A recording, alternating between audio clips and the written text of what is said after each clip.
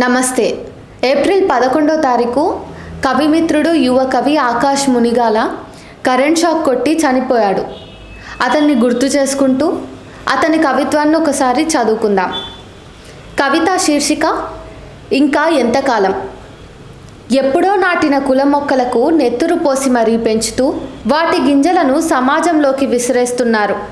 తొండ ముదిరి ఊసరవెల్లి అయినట్టు ఆ గింజలు మహావృక్షాలై విషవాయువును చిమ్ముతున్నాయి.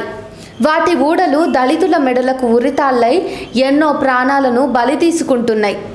21వ శతాబ్దంలో కూడా మనుషులకింకా కులపిశాసి పట్టి పీడిస్తుంది. చెప్పులు చీపురు కట్టతో కొట్టిదాన్ని ఎవరు వదిలిస్తారు? ఇవాళ డాక్టర్లు హార్ట్ ట్రాన్స్ప్లాంటేషన్ పేరుతో గుండె తీసి గుండె పెడుతున్నారు. కానీ అందులో ఇంత మానవత్వం ఎవరు నింపుతారు? హైదరాబాద్ మహానగరాన్ని కూడా ఈ మహమ్మారి వదల్లేదు. ఇల్లు రెంటు కోసం వెళ్తే కులం తక్కువ అని ముఖం మీదే తలుపులు మూతపడతాయి. ఇటీవల జరిగిన యువకుడి హత్యకు కారణం కులాంతర వివాహమని తెలిసి గుండె చెలిమె నిండుకుంది. నెత్తుటి మడుగులో మానవత్వం ఊపిరాడక చచ్చిపోయింది. కన్న తండ్రే కూతురి పుస్తలను యముడికి అప్పగించి తెల్ల చీరను కానుకగా తెచ్చాడు.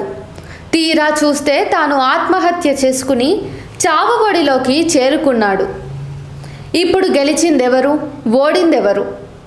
కొత్తగా ఆర్టిఫిషియల్ ఇంటెలిజెన్స్తో రోబోలకి ఆలోచనా శక్తినిస్తారంట.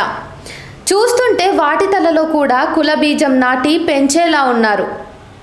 టెక్నాలజీ ఎంత పెరిగినా బూజు పట్టిన బుర్రలకు ఇసమంతా కూడా తెలివి రావట్లేదు. అంటరానితనం ఇంకా ఎంతకాలం? ఇక ఊరుకునేది లేదు. కుల వ్యవస్థను అరికాళ్లతో అధఃపాతాళంలోకి తొక్కేయాల్సిందే. కుల వ్యవస్థను ఇంకా అరికాళ్లతో అధఃపాతాళంలోకి తొక్కేయాల్సిందే. ధన్యవాదాలు. మిత్రుడు ఆకాష్కు నివాళి.